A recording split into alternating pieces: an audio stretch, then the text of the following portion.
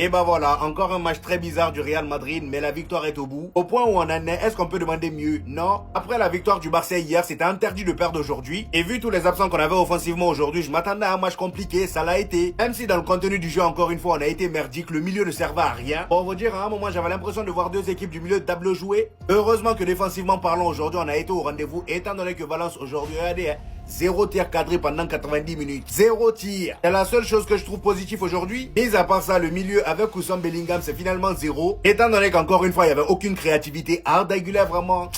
Non, lui, je sais même plus quoi faire. Parmi les 4 brigands du milieu, il n'y en avait aucun qui alimentait les deux attaquants. Carrément, Gonzalo Garcia, le pauvre, on le voyait même pas. Kylian Mbappé était obligé d'être H24 en mouvement. Tantôt, il était à gauche, tantôt à droite. Parfois, il vient au milieu. Grâce à Valverde, on tirait parfois de loin, mais ça marchait pas. Finalement, étant donné qu'on n'y arrivait pas, Carreras a pris le ballon et il s'est occupé de marquer un but. Voilà. Un latéral qui vient débloquer la situation en solo. Comme d'habitude, j'ai envie de dire, et si c'est pas lui, c'est Kylian Mbappé. C'est lui qui vient marquer le deuxième but. C'est ça, mon Real Madrid aujourd'hui. Voilà, c'est soit exploit individuel ou Kylian Mbappé, c'est tout. Pour vous rendre compte que le gars, a quand même marqué 48% des buts du Real Madrid cette saison. Après le but qu'il a marqué là, c'est désormais 31 matchs pour lui, 38 buts au total. 38 buts marqués en 31 matchs et 5 passes décisives. Bref, on a les 3 points.